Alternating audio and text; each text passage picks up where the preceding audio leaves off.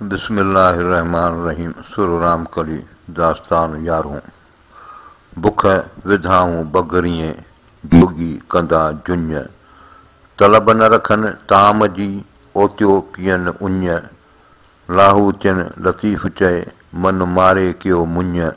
सामी जागे सुञ वसीअ खे वेझा थिया। न गिदा न गबरी न लांगोटीअ लिख। जेॾां भरी न विख तेॾां साहिब साम्हूं।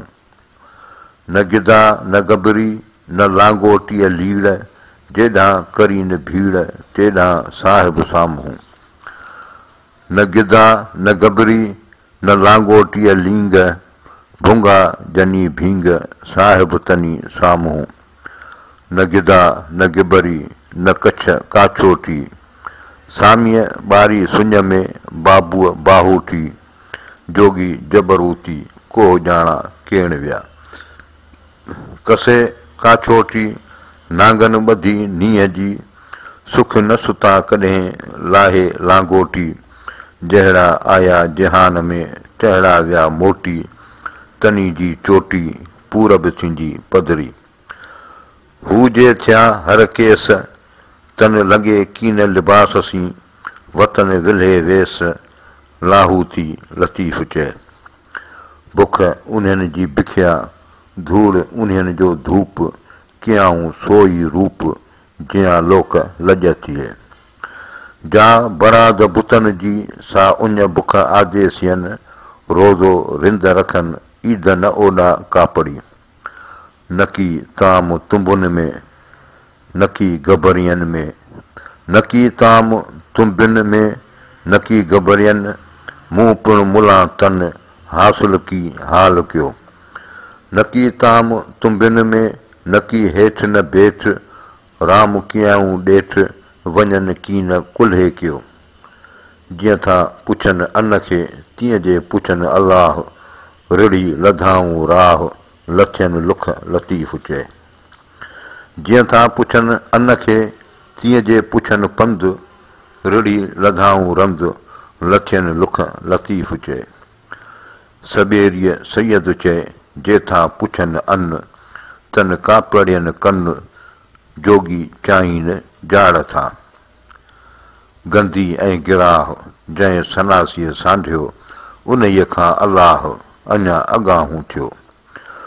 गोला जे गिराह जा जूठा से जोगी।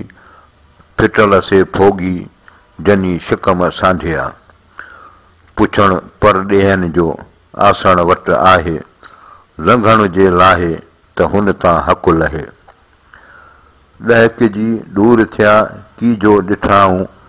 विहक न कयाऊं उभियनि ऐब विहक न कयाऊं उभियण ऐब उन जो। ॻुणे कुठा कापड़ी मूरा परियाणान। ॾंडा तुंबा कीनरा टेई साज संदान। पट छॾियाऊं पट में ॾंद छॾियाऊं ॾिस। आलाइशां अॻे थिया मोटी हून न मिस। हीअ छॾियाऊं हिस वञी काल कुल थिया। दलक ढकाइज दिलि खे लाइज कोम लिबास। पूरे खाइज पांहिंजो मणिया अंदर मास। वेरागी तो वास बर में बूयूं मोकिले। ॿोली ॿुझारत जोगियां संधीअ ज़ात जी। ॾोरण घणो ॾाखड़ो हलण में हेरियत। अजब इबादत पौ परूड़नि उन जो। न खिलनि न खीन की न की ॻाल्हाईन। कंहिं जंहिं में आहीन सा पर परूड़नि ॾाखड़ो। वाई पांधी का पिरियनि जी कर तूं ॻाल्हड़ी। हिकायत होतन जी अदा तो का आंदी। ॾेई बाहि भंभोर खे जतन ॾियाऊं जांदी। मूंखे पीतम पाढ़ियो ख़मर जियाऊं खवांदी। सा परतीअ सुपिरी अलस जा आंदी। पसण धारा पिरीअ जे मुठी पस मांदी। कॾहिं थींदियसि केच में होतन सी हेकांदी। वल्लाहु अलम।